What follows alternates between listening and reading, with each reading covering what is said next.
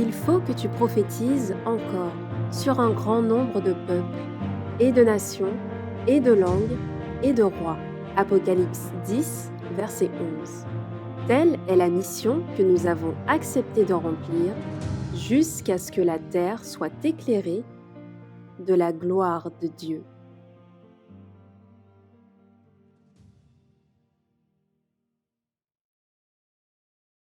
Bonjour à toutes et à tous. Bonjour. Et bon sabbat à chacun. Merci, bon sabbat.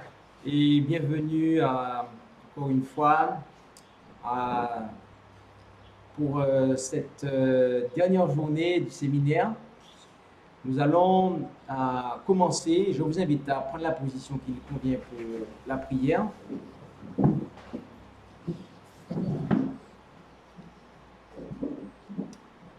Notre Dieu, notre Père céleste, merci pour ton amour et ta bienveillance à notre égard. Merci de nous avoir gardés, protégés jusqu'ici, de nous avoir conduits ici. Et alors que nous désirons continuer à nous mettre à l'étude de ta parole, que tu puisses nous conduire dans la vérité, par l'esprit de celui qui est le chemin, la vérité et la vie, ton Fils, notre Seigneur Jésus-Christ. Bénis ce moment et hâte les pas de ceux qui ont prévu de venir. Et c'est en Jésus que nous t'en prions, Père. Amen. Amen.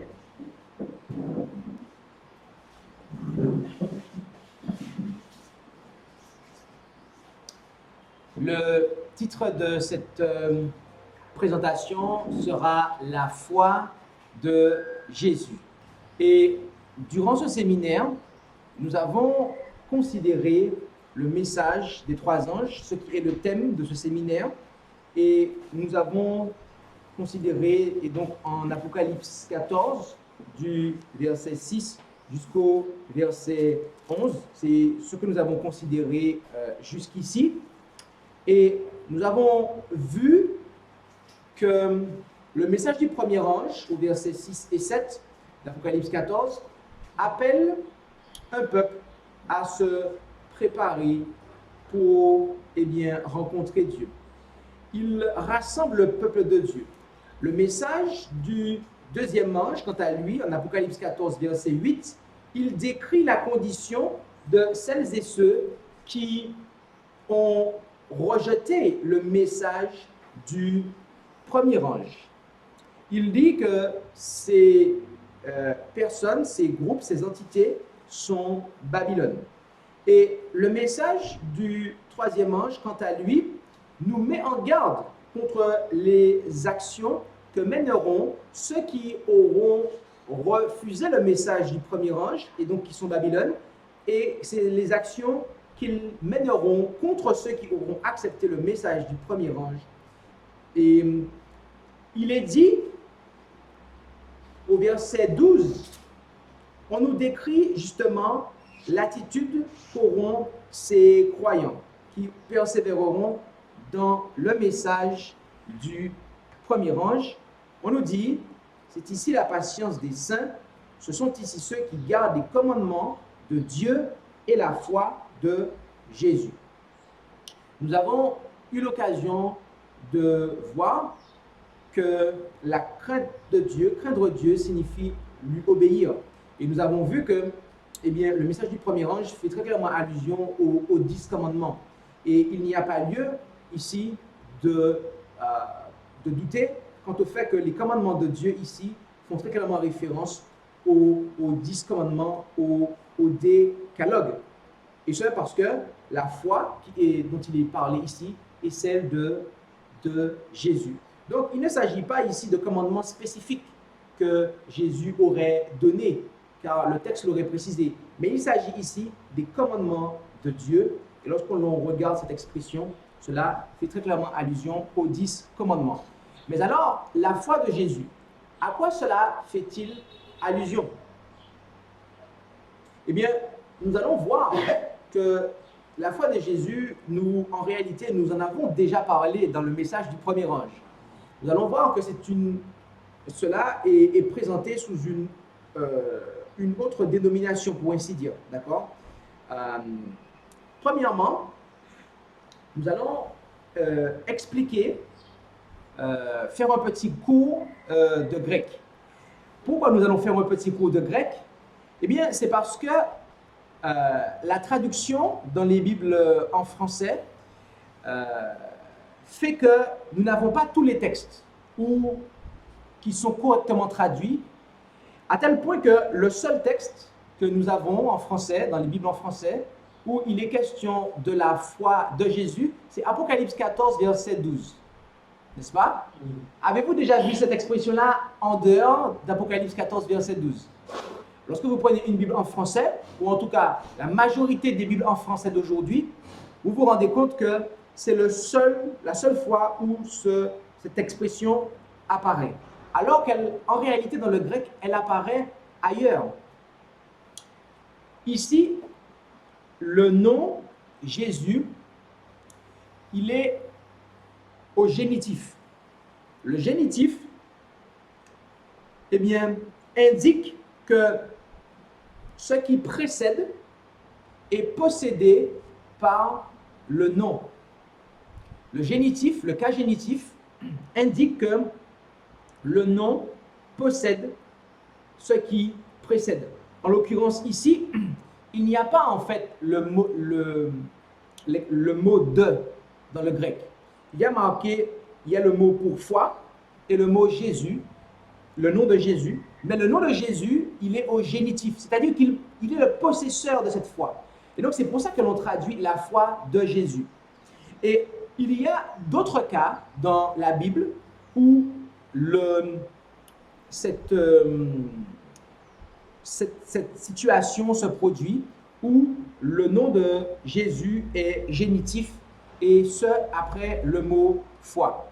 Nous allons voir ces textes, et il y a, gloire soit rendue à Dieu, depuis 2018, une Bible qui traduit convenablement toutes ces expressions. Sur toutes les Bibles en français, il y en a une qui traduit convenablement ces expressions. Nous allons voir premièrement que la foi de Jésus fait allusion à sa doctrine. En effet, rendons-nous, par exemple, en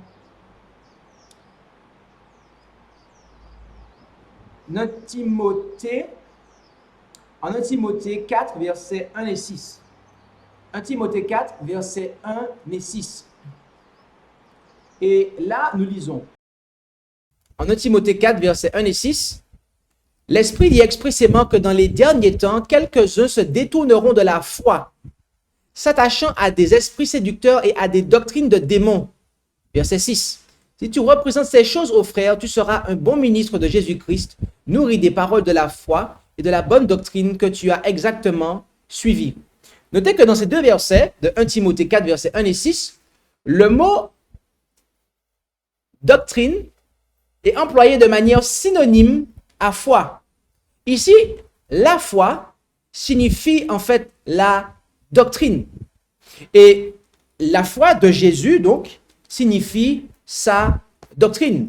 En effet, en Apocalypse 2, versets 12 et 13, Apocalypse 2, versets 12 et 13, il est dit ici, écrit aussi à l'ange de l'église de Pergame, voici ce que dit celui qui a l'épée aiguë à deux tranchants.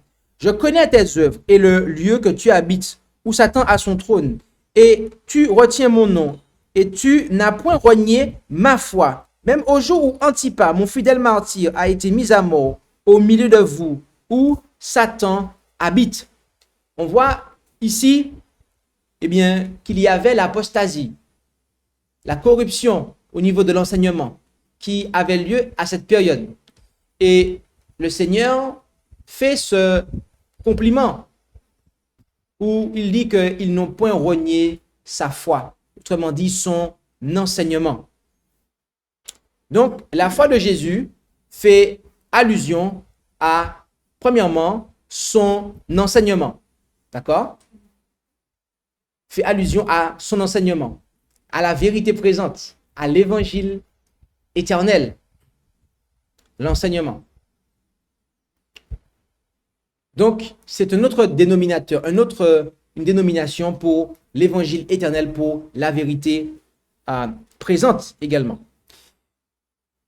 Mais spécifiquement, la foi de Jésus fait allusion à tout l'enseignement de Jésus. Qu'il soit contenu dans le Nouveau Testament, dans les 4 évangiles ou dans les épîtres, cela fait allusion à tout l'enseignement de Jésus. Ensuite, la foi de Jésus fait aussi allusion à un autre élément. En effet, rendons-nous en Romains, chapitre 3, et lisons le verset 22. Romains, chapitre 3, et lisons le verset 22.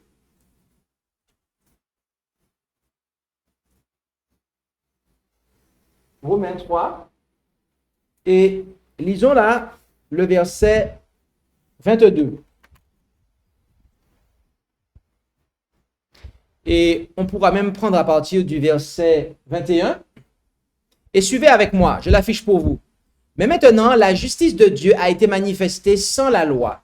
La loi et les prophètes lui rendant témoignage. Ok, je l'affiche aussi ici. La loi et les prophètes lui rendant témoignage. La justice de Dieu, dis-je, par la foi de Jésus-Christ, pour tous ceux et sur tous ceux qui croient, car il n'y a point de différence. Ici, je vous affiche la version Osterwald 2018, qui est la seule version francophone, à l'heure où je parle, à ma connaissance, qui traduit convenablement toutes les fois où la foi de Jésus apparaît. Et cela a été vérifié par moi il y a quelques jours de cela, quand je préparais cette présentation, car lorsque j'avais étudié ce message, cette version n'était pas encore publiée. Mais depuis lors, elle a été publiée. Ici, nous voyons que la foi de Jésus est ce qui nous permet d'obtenir la justice de Dieu.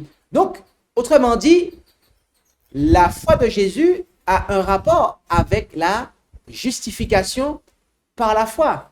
Nous pouvons comprendre en fait que le message du troisième ange, c'est la justification par la foi en vérité. C'est pour cela que l'inspiration nous dit cela en fait. La justification par la foi, c'est le message du troisième ange en vérité. Oui, c'est par la foi que Jésus avait qu'il a pu être juste devant son Père et le rester. Et donc, c'est par sa foi à lui que nous aussi, nous pouvons obtenir cette justice. Il y a aussi une autre occurrence de cela en Galates 2, verset 16, où cela apparaît 2 fois. Galates 2, verset 16, où il est dit, sachant que l'homme est justifié non par les œuvres de la loi, mais par la foi de Jésus-Christ. Nous avons nous-mêmes cru en Jésus-Christ afin d'être justifiés par la foi de Christ et non par les œuvres de la loi, parce que nulle chair ne sera justifiée par les œuvres de la loi. Amen. Donc là encore, nous voyons que la justification par la foi, cela a lieu par la foi en fait de Jésus. Cela a lieu par la foi de Jésus. On va encore prendre un autre passage qui se trouve en... Alors, on a vu ces deux-là. Ok. Un autre qui se trouve en Galates chapitre 3 et verset 22. Galates 3, verset 22, où il est dit ici, « Mais l'Écriture a tout renfermé sous le péché, afin que la promesse fût donnée par la foi de Jésus-Christ à ceux qui croient. » Amen. Donc, on voit encore ici le même principe, jusqu'au verset 24, on parle d'être justifié par la foi et que cette foi est celle de Jésus. Notez qu'au verset 26, il est dit « Car vous êtes tous enfants de Dieu par la foi dans le Christ Jésus ». Il y a ces deux expressions, la foi en Jésus et la foi de Jésus. D'accord? La foi en Jésus, c'est le fait de croire en lui. Mais la foi de Jésus, c'est le fait d'avoir cette même relation qu'il avait avec son Père. Ce qui nous permet d'avoir la même expérience en matière de justice, d'obéissance. Donc, arrivé ici, nous comprenons que il nous est impossible de garder les commandements de Dieu, c'est-à-dire d'être juste devant Dieu, sans la foi de Jésus. Continuons. Nous avons vu donc la foi de Jésus-Christ. Et en Éphésiens 3, verset 12, Éphésiens 3, verset 12, il est dit, donc, si je lis à partir du verset 11, selon le propos éternel qu'il s'est proposé dans le Christ Jésus notre Seigneur, en qui nous avons hardiesse et accès avec confiance par la foi que nous avons de lui. Notez bien l'expression, par la foi que nous avons de lui. La foi que nous avons de lui, c'est la foi de Jésus. D'accord? Donc, tous les versets que je vous présente dans la Osterwald 2018 et qui sont en tout cas les portions qui sont en jaune, c'est sur le Christ, ou en tout cas est génitif de cela, où on en fait allusion à lui. Donc ici, le lui est génitif de la foi. Donc c'est la foi de lui, et ce lui c'est qui? C'est Christ Jésus, le Seigneur.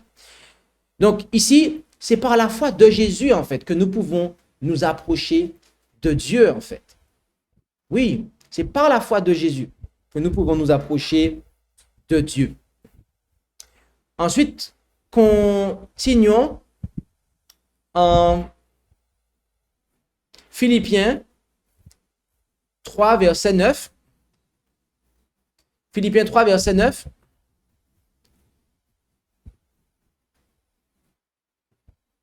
Et je lirai à partir du verset 8.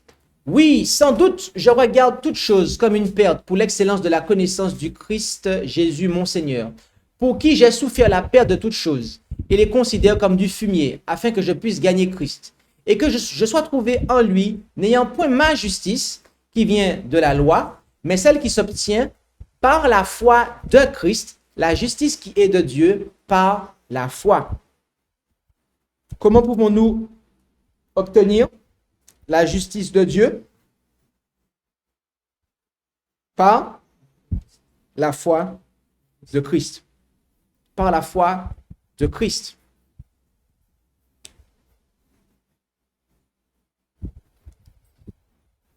Ainsi, nous avons donc vu les différents textes où il est fait mention de la foi de Jésus. Tous les textes, eh bien, où le Christ, ou Jésus, ou le pronom qui se réfère à Christ était génitif de la foi, et donc où nous devons comprendre et traduire convenablement foi de Jésus. Mais il n'y a pas que cela. En effet, nous avons aussi des passages où Jésus a eu l'occasion de déclarer « ta foi t'a guéri » à certaines reprises. En effet, si nous prenons l'un de ces passages qui se trouve en Matthieu 9, verset 22. Matthieu 9, verset 22. Il est dit, Jésus s'étant retourné et la regardant lui dit, prends courage ma fille, ta foi t'a guérie, et cette femme fut guérie dès cette heure-là. La foi de Jésus, nous avons vu qu'elle fait allusion à son enseignement. Nous avons vu aussi que c'est la relation que Jésus avait avec son Père et qui lui a permis d'être et de vivre en tant qu'homme juste devant son Père, qui l'a rendu agréable à Dieu. Et il en est de même pour nous. Mais la foi aussi est ce qui apporte la guérison. Et lorsque nous regardons le message du premier ange, on nous dit que nous devons craindre Dieu et lui donner gloire. Et le message du premier ange, il annonce l'évangile éternel. Il annonce l'évangile éternel. Autrement dit, il proclame la foi de Jésus au monde. L'évangile, c'est la bonne nouvelle de Dieu pour le salut de quiconque croit. Le salut de quoi? Le fait d'être sauvé du péché. Or, comment pouvons-nous obéir à Dieu d'après ce que nous avons vu jusqu'ici? Eh bien, c'est par la foi, en fait, de Jésus. Et donc, à de nombreuses reprises, Jésus a eu l'occasion de dire « Va et ne pêche plus ». Comment cela serait-il possible pour ces gens-là? Eh bien, par la foi. Par la foi de Jésus, ils seraient rendus capables. Et donc, on comprend qu'il y a un rapport avec le message de la santé. La foi de Jésus implique notamment, mais pas que, la guérison. Oui, Jésus passait son temps en grande partie à soigner les gens plutôt qu'à prêcher. Son ministère, quand nous regardons au travers des évangiles, était un ministère où il prenait soin des gens, où il les rétablissait. Et donc, nous comprenons que c'est vraiment le bras droit du message. Donc, nous avons vu que la foi de Jésus fait allusion à son enseignement, à sa vie, sa foi même, la foi qu'il a exercée, et aussi à l'aspect de la santé. Ces trois aspects-là.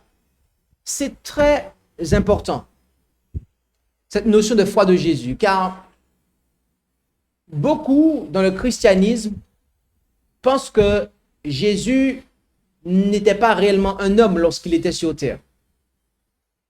Que Jésus faisait semblant d'être un homme.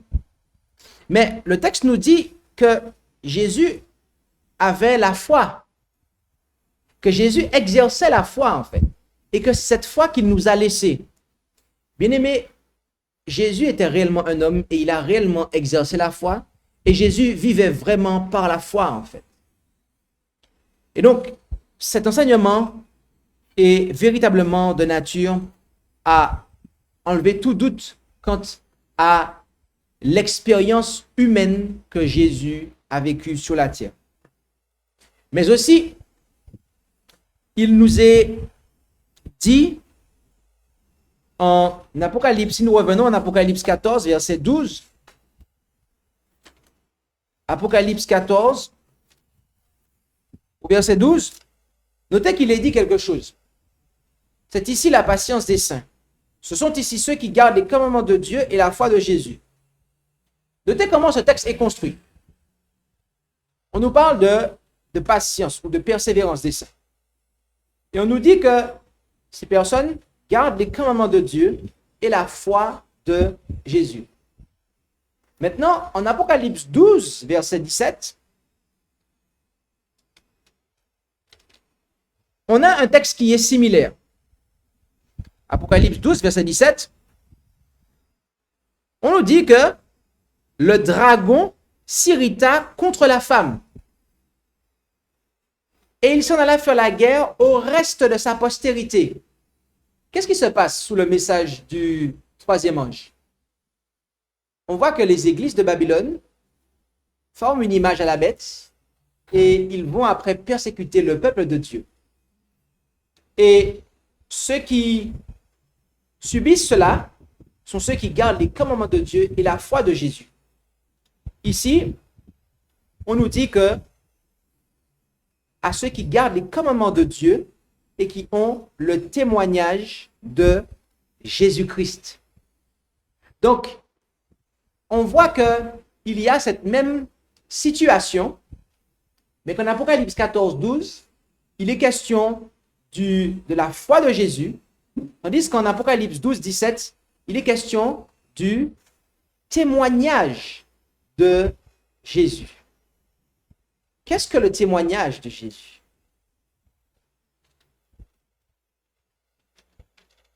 Le témoignage de Jésus est une partie de la foi de Jésus, tout comme la guérison, la réforme sanitaire. Cela est une partie de la foi de Jésus. En effet, lorsque l'on considère Apocalypse 19, verset 10, qu'est-il dit là? En Apocalypse 19, verset 10.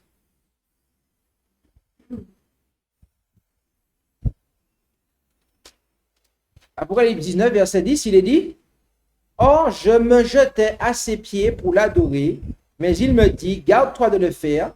Je suis ton compagnon de service et celui de tes frères qui ont le témoignage de Jésus. Adore Dieu, car le témoignage de Jésus, c'est l'esprit de prophétie. Amen. Le témoignage de Jésus, d'après ce qu'il nous est dit ici, est l'esprit de prophétie. Et lorsque l'on regarde en Apocalypse 22, verset 9,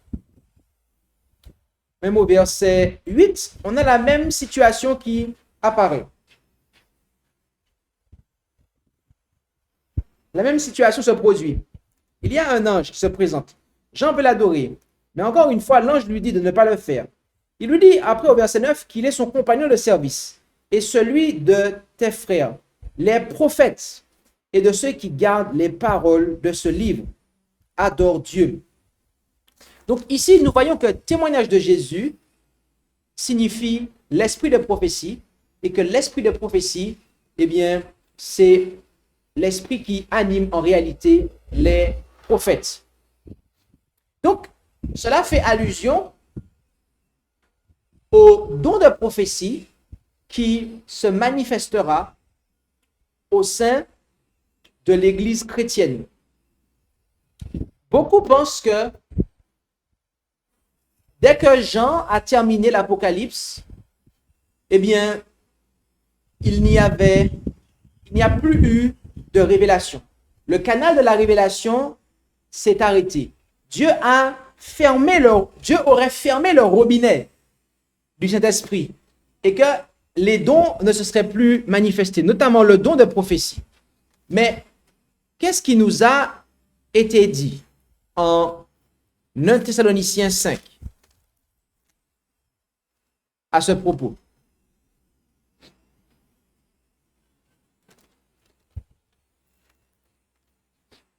On nous dit ici, 1 Thessaloniciens 5, verset 19, « N'éteignez point l'esprit,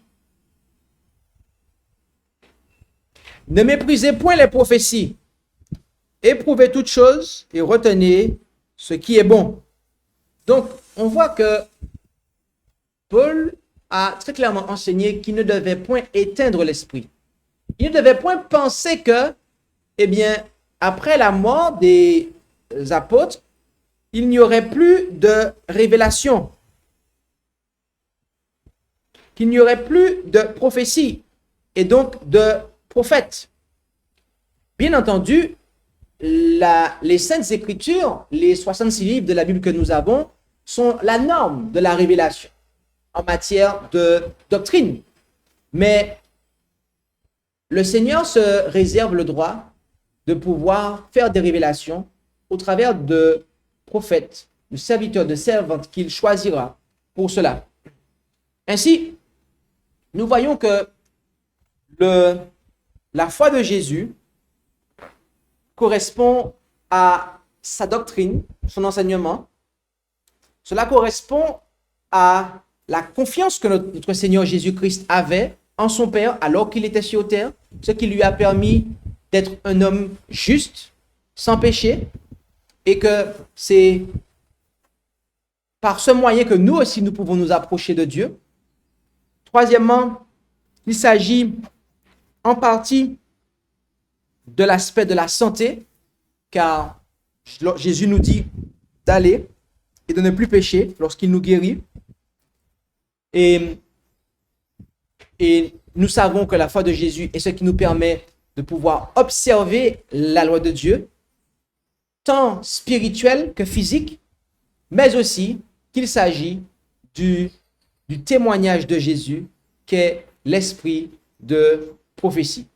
Et donc, voilà ce qu'il en est par rapport à la foi de Jésus.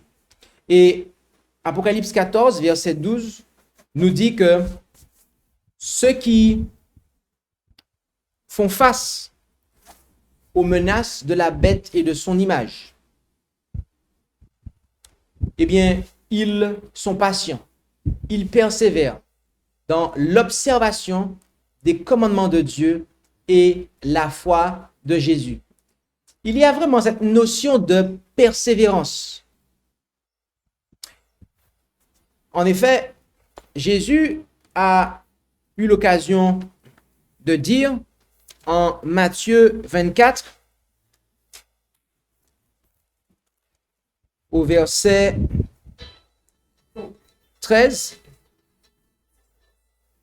et même au verset 11, lisons au verset 11 et au verset 13, Matthieu 24, 11 à 13, « Et plusieurs faux prophètes s'élèveront et séduiront beaucoup de gens. » Des faux prophètes, de faux dons de prophétie, de faux témoignages de Jésus, qui amènent une fausse foi de Jésus.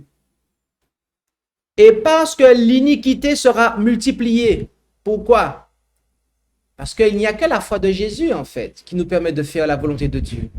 Mais dès qu'il y a un faux don de prophétie, un faux témoignage de Jésus, un faux enseignement de Jésus, eh bien, à ce moment-là, c'est l'iniquité qui prévaut. La charité de plusieurs se refroidira. Verset 13. Mais celui qui aura persévéré jusqu'à la fin sera sauvé.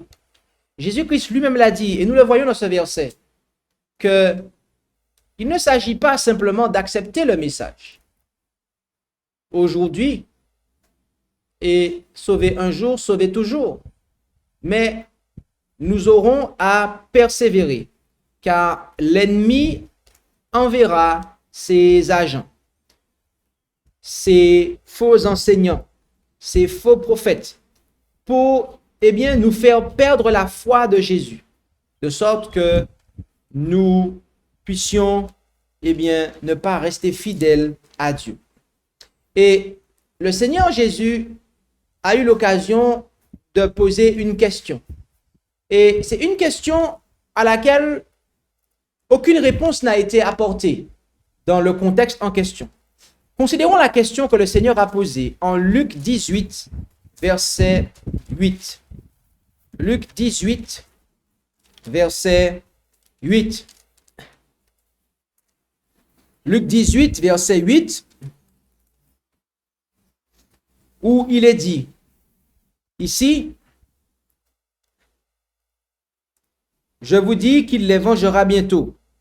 Mais, c'est là la question, quand le Fils de l'homme viendra, trouvera-t-il la foi sur la terre? Point d'interrogation. C'est une question que Jésus pose là, en fait. Et notez que la réponse n'est pas apportée dans la suite. Aucune réponse n'a été apportée dans ce contexte-là. Mais Apocalypse 14, verset 12 nous apporte la réponse. Apocalypse 14, verset 12 nous dit que ceux qui obéiront à la proclamation envoyée par le ciel, au message des trois anges, eh bien, ils seront ce peuple qui, lorsque Jésus viendra sur la terre, eh bien, qui gardera la foi. Donc, Jésus a posé une question et la réponse se trouve en Apocalypse 14, 12. ceux qui gardent les commandements de Dieu et la foi de Jésus, ceux qui obéissent au message du premier ange et qui de ce fait ne se sont pas souillés avec les femmes, comment on dit, les églises apostates, mais qui sont vierges du point de vue spirituel, eh bien, ils sont ceux qui gardent les commandements de Dieu et la foi de Jésus. Et c'est ce peuple-là, bien-aimé, qui sera prêt lorsque Jésus-Christ reviendra. Le peuple qui gardera les commandements de Dieu et la foi de Jésus, parce que ce sera leur réponse au message du premier ange.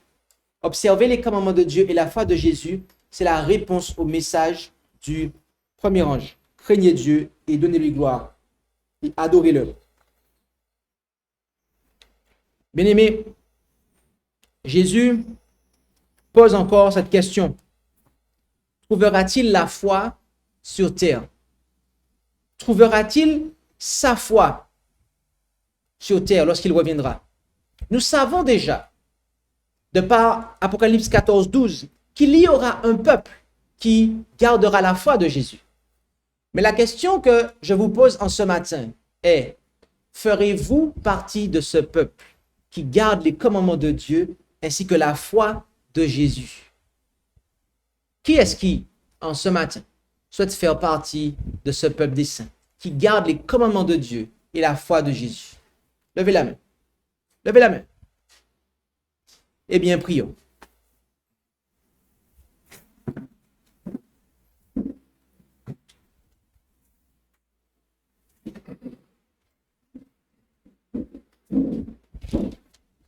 Notre Dieu, notre Père Céleste, merci pour ce moment que nous avons passé, où tu nous permets de comprendre ce qu'est la foi de Jésus.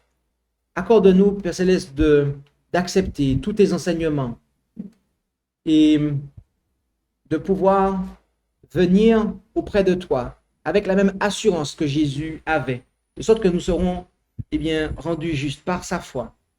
Aussi, aide-nous à pouvoir comprendre que cela impacte aussi notre rapport avec la santé et notre obéissance des lois physiques aussi bien que morales.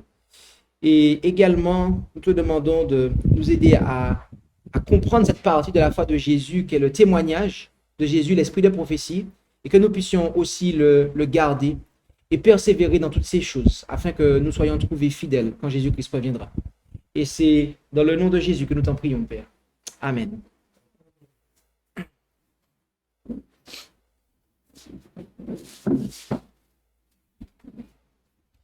Est-ce qu'il y a des questions par rapport à la présentation? N'hésitez pas.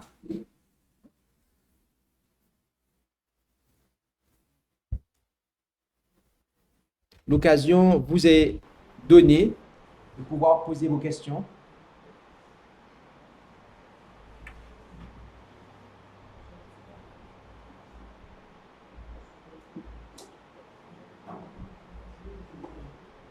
J'ai deux questions. Ok.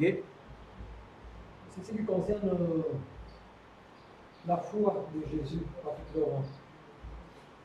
C'est concernant la traduction des livres, en fait.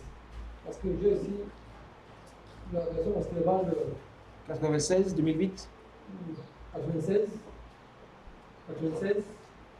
Donc, après l'examen de ces textes qui sont sortis, tous les textes qui parlent de la foi de Jésus, en fait, disent que c'est la foi en Jésus.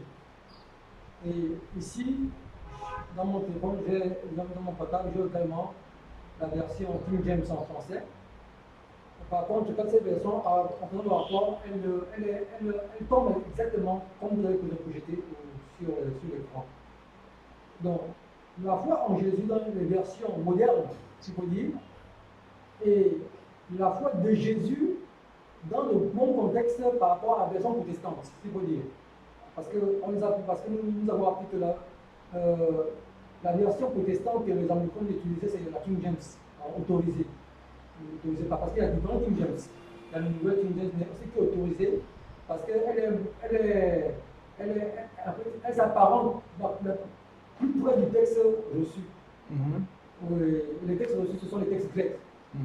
Donc, par rapport à cela, lorsque nous avons est-ce qu'il va falloir que pour ceux qui ont déjà de Bible, qui n'ont pas, par exemple, un PDF comme je l'ai là, et qui n'ont pas la King James peut-être en français ou bien la nouvelle version qui vient de sortir, comment est-ce qu'ils vont pouvoir enseigner parce que, ou bien même concevoir la parole de Dieu dans leur esprit, pouvoir, soit leur, pouvoir retenir la foi de Jésus, parce qu'eux, ils retiennent la foi en Jésus, au lieu de la foi de Jésus, vu l'enseignement qui vient de présenter. Comment faire? Bien, il y a des gens qui croient parce qu'il y en a qui prêchent. Donc, il y a un travail progressif, il y a une réforme à opérer. Donc, nous avons effectivement noté ces choses. Moi, ce que j'ai fait, c'est que dans ma Osterwald 96, j'ai rectifié. J'ai mis en fait à la place de 1, 2, là où le 2 devait être mis. Et donc, en lisant, je sais que là, c'est la foi de Jésus en fait. Donc, maintenant, certains peuvent se procurer ce genre de Bible au format papier, d'accord. Donc, il y a ça. Donc, c'est un travail d'étude en fait. Lorsque nous lisons le message des trois anges, si nous restons en surface, on ne va pas comprendre. Mais si on fait un travail d'étude, à ce moment-là, on pourra en fait comprendre ce que le message signifie. Donc, il y a un texte déjà qui nous met sous la piste, c'est en Apocalypse 2, lorsqu'il nous dit « Il n'a point renié ma foi ». Donc déjà, quand on étudie ce contexte-là, on voit en fait déjà, avec ce texte-là seul, que cela a un rapport avec l'enseignement, et on sait que la foi signifie la doctrine, l'enseignement. Donc, on a déjà des éléments en fait. Maintenant, quand il va s'agir de justification par la foi, c'est vrai que ça peut ne pas paraître tout de suite. Voilà. En ce qui concerne la doctrine, l'enseignement, même si on n'a pas une très très bonne, on va dire, on a une Osterwald 96, on peut arriver à comprendre ça. Mais quand il va s'agir de la justification par la foi, c'est là que, effectivement, tous les textes dont ayant Jésus en génitif pour foi, eh bien, ne sont pas complètement traduits, sauf en Apocalypse 14, 12. Et donc voilà. Donc, du coup, on doit, je dirais, accepter en fait les révélations lorsqu'elles sont faites. Et voilà, c'est une question de traduction. Il faut comprendre que les traducteurs de ces Bibles, beaucoup de gens vont dire qu'ils vont employer les grands mots et dire « Ah, la Bible a été trafiquée ».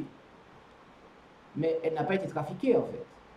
C'est qu'il y a les traducteurs qui ont traduit avec leur pensée.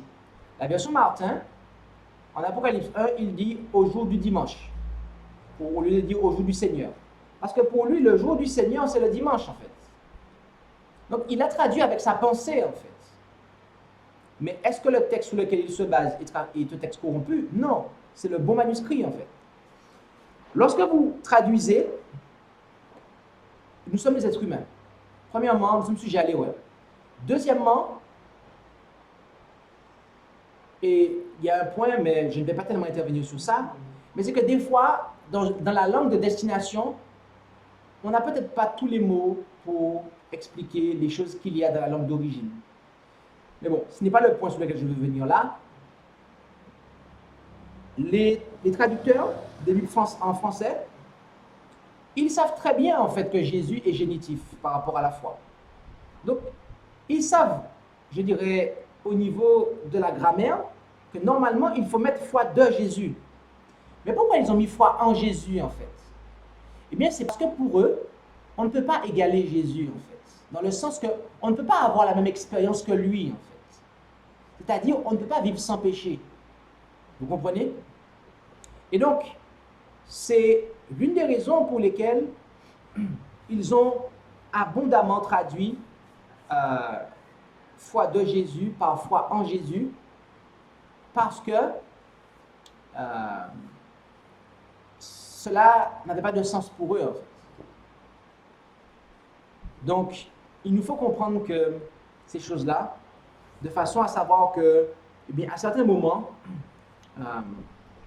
nous avons à opérer des rectifications sans pour autant étiqueter la parole de Dieu ou la Bible comme étant trafiquée.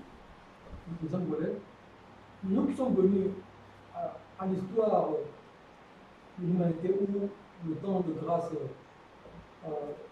est sur le point de s'achever, autrement nous sommes à la fin des temps par rapport à la prophétie biblique qui annonce les événements de l'Apocalypse que nous vivons aujourd'hui, et que Dieu envoie un message.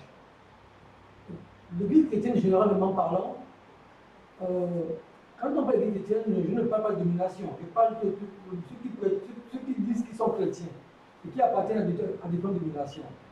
Parvenir à la fin des temps, et que lorsque vous êtes venus au Gabon, vous avez apporté un message qui concerne justement les événements de la fin des temps. Donc, ces événements sont présentés comme le message des 3 anges. Tout comme également au temps de Noé, il y avait un message de la fin du temps de probation par rapport au fait que le monde était devenu tellement corrompu. Et ensuite, Jean-Baptiste est venu également pour aussi apporter un message. Et Dieu envoie un dernier message pour l'humanité, pour punir la controverse, c'est-à-dire que le conflit entre Jésus-Christ et Satan, entre la vérité et l'erreur. Ce message des 3 anges qui nous invite à adorer Dieu et qui nous montre que le monde chrétien n'adorait plus Dieu puisque Satan avait déjà séduit le monde depuis pratiquement 18 siècles, s'il faut dire 19 siècles après Jésus-Christ. Vu qu'il est question que Dieu demande encore de l'adorer. Si on l'adorait, il n'aurait pas demandé cela. Si le monde chrétien servait Dieu, craignait Dieu, selon Apocalypse chapitre 14, verset 7, craignait Dieu, Dieu ne nous a pas demandé cela. Alors, parvenir à la fin des temps, la foi de Jésus, c'est ça, son enseignement, c'est sa doctrine. Donc, ce n'est pas la foi en Jésus, qui est plutôt croire en lui, et puis nous sommes sauvés. Donc, la foi de Jésus, selon son propre explication, dit que c'est vivre comme lui, obéir comme lui, et suivre son enseignement. Alors, comment se fait-il qu'aujourd'hui, le monde chrétien, lorsque nous essayons de partager le message des 3 anges et les appels de Dieu, nous rencontrons de part et d'autre qui nous disent que non, vous avez votre foi, vous avez vos enseignements, et nous avons les enseignements de notre Église. Comment faire face à ce genre de réponse lorsque nous voulons apporter le message des 3 gens et que les gens sont réfractaires parce qu'à cause de l'accoutumance, à cause de qu'ils sont restés longtemps dans les différentes conversations et qu'ils n'ont pas le message, ils croient avoir le message. Et parfois ils disent que non, mais qu'est-ce qui vous dit que vous avez le message, que c'est vous qui avez devant Dieu? Comment on répond à ce genre de situation? Amen, merci pour la question.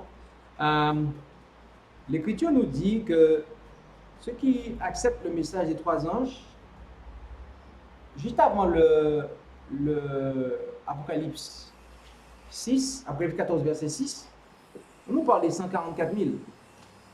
Et on nous dit que ces 144 000, ils sont vierges, qu'ils ne se sont point souillés avec les femmes. On peut le voir en Apocalypse 14, à partir du verset 4, ainsi que au verset 5. D'accord? Donc, ils sont vierges, ils ne se sont point souillés avec les femmes, il n'y a point de fraude dans leur bouche. Les femmes ici sont des femmes symboliques qui représentent des églises.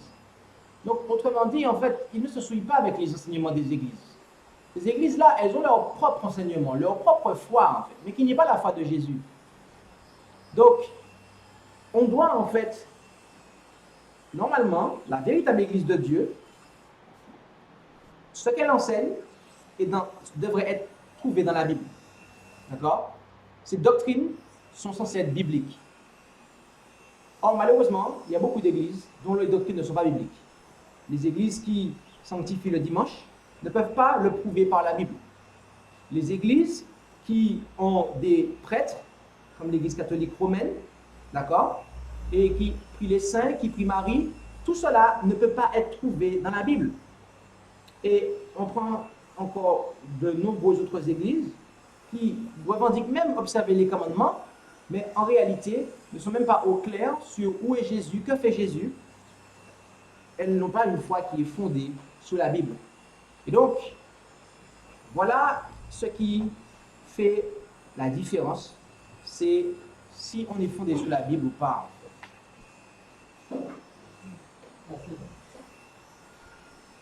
Alors, n'hésitez pas à pouvoir poser vos questions. N'hésitez pas, si vous avez des questions, à pouvoir les poser sur la foi de Jésus, sur le message que nous avons vu il y a quelques instants. Apparemment, c'est clair. Ah oui? Mais par rapport à ce que j'ai dit, en fait,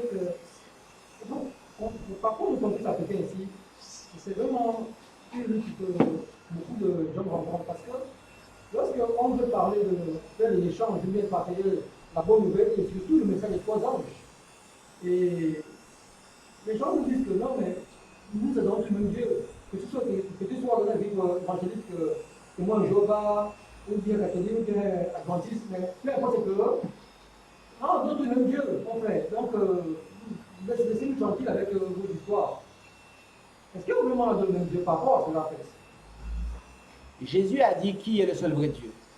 Il a dit que c'est son Père, en fait. Donc, la foi de Jésus est très claire sur le Dieu à adorer, elle est très claire sur l'image de Dieu, elle est très claire sur ce qu'on doit, comment on doit opérer,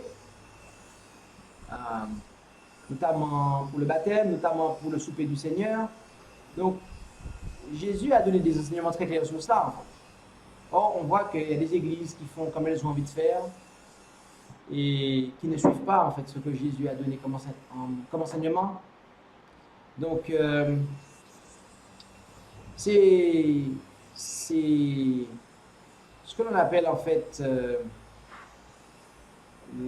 des personnes qui font des choix. C'est de l'hérésie. L'hérésie, c'est le fait de choisir pour soi-même. On choisit, en fait, ce que l'on estime être bon, ce que l'on doit faire. C'est un propre choix, en fait, mais ce n'est pas le choix de Dieu, en fait. Jésus nous a transmis la parole, les enseignements qui viennent de Dieu, en fait. Il est la parole de Dieu. Il est l'ange de l'Éternel, donc le messager de l'Alliance, l'ange de l'Alliance, la parole de Dieu. Il nous apporte, en fait. Donc, c'est de lui, en fait. C'est lui qui peut légitimement venir nous apporter des révélations supplémentaires à celles que Dieu a déjà données, en fait. C'est lui seul et personne d'autre. Que ce soit par la foi de Jésus, donc les enseignements des évangiles et des épîtres, ou que ce soit par le témoignage de Jésus, qui est l'esprit de prophétie. Donc voilà. Est-ce à dire qu'aujourd'hui, après plus de, si faut dire, après plus de 2000 ans, que le monde chrétien est retourné en Israël antique, loin de où Israël disait adorer Dieu, mais en réalité il adorait Baal. Absolument. Absolument. Et qu'ils ne savaient pas que c'est pas Dieu qu'ils adorent, en fait. Ils pensaient que vraiment adorer Dieu parce que l'expression Baal, dans les langues qu'ils avaient, nous dit que ça signifie Seigneur également. C'est ça. Et que en adorant Baal, ils étaient le peuple mais qui s'est apostasié, ils ne comprenaient, et refusant de sortir de là. Il a fallu l'intervention de Dieu au travers de lui pour ramener le peuple au Seigneur.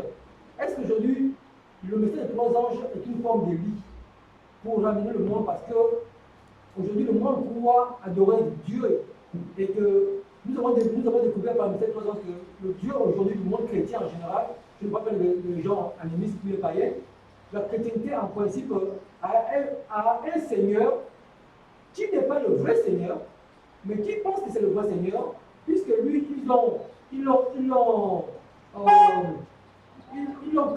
le signe de Baal, qu'ils ont christianisé, et finalement, le monde chrétien appelle ce Seigneur un Dieu en fait, alors qu'il n'est pas le Dieu véritable de la Bible. par rapport à l'appellation qu'il est donnée aujourd'hui comme Dieu trinitaire en fait. Tout à fait, oui.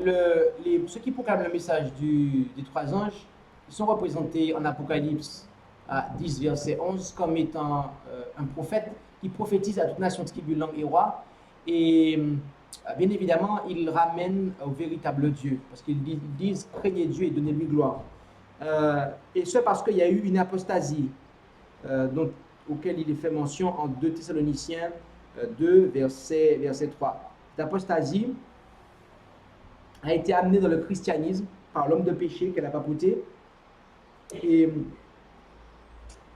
excusez-moi, par l'homme de péché qu'elle a papauté. Et donc, dès que cette apostasie a pris place, eh bien, les enseignements ont été changés, les commandements de Dieu eux-mêmes ont été changés. Et donc, il y a nécessité de revenir. Il y a nécessité que ce message soit proclamé parce qu'il y a Jézabel, qui représente la mère des prostituées, on l'a vu, qui eh bien, est aussi accompagnée du faux prophète, qui est le protestantisme apostat, d'accord? Et il y a aussi le dragon, d'accord, qui est le spiritisme. Et ces trois adversaires-là, c'est une triple alliance qui s'oppose au peuple de Dieu, qui est le véritable Élie pour la fin des temps. Donc lorsqu'on parle du retour d'Élie, eh bien c'est la proclamation du message des trois anges. C'est un peuple qui annonce, qui restaure les fondements de la véritable adoration. Merci. Ok? Question, oui? Oui, est-ce que dans le monde chrétien, n'ont-ils pas choisi la foi, c'est-à-dire ils disent qu'ils ont la foi d'Abraham, ils ne connaissent pas la foi de Jésus. Est-ce une manière de choisir une foi qu'ils ont eu à avoir entre la foi d'Abraham et la foi de Jésus, parce qu'ils ne connaissent pas la foi de Jésus, que ce sont les enseignements sacrés. Mais ils disent qu'ils ont la foi d'Abraham. Et la foi d'Abraham nous amène où? Alors, il y a des gens, effectivement, ils disent qu'ils ont la foi d'Abraham, ils ont la foi de David, et tout ça pour justifier, par exemple, la polygamie. Mais est-ce que Dieu, c'est lui qui a commandé à Abraham et à David de faire la polygamie? Non. Qu'est-ce que Jésus a dit maintenant par rapport au mariage? Une seule femme. Dans le mariage, cela ne concerne que deux êtres. Un homme et une femme. Ce n'est pas Robert et Yves. Ce n'est pas Yvette et Anita. C'est Adam et Ève. D'accord? Donc, homme et femme. Donc, voilà ce qu'il en est. Sauf que trop souvent, les gens qui font par exemple la polygamie, ils disent oui, mais regarde, un tel il a fait ça, etc. Mais est-ce qu'il se base sur Jésus en fait? Est-ce qu'il cite l'enseignement de Jésus? Jésus a dit en fait, il a parlé très clairement. Donc on doit en fait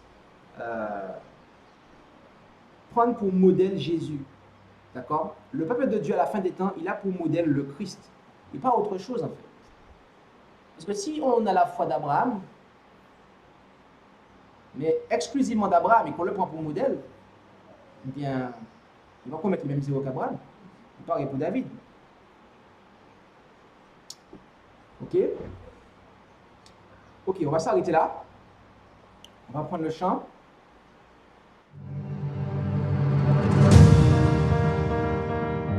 Merci d'avoir écouté cette présentation. Si vous souhaitez prendre part à la mission que Jésus-Christ confia à notre Église, contactez-nous via les coordonnées présentes sur la page à propos de notre chaîne YouTube.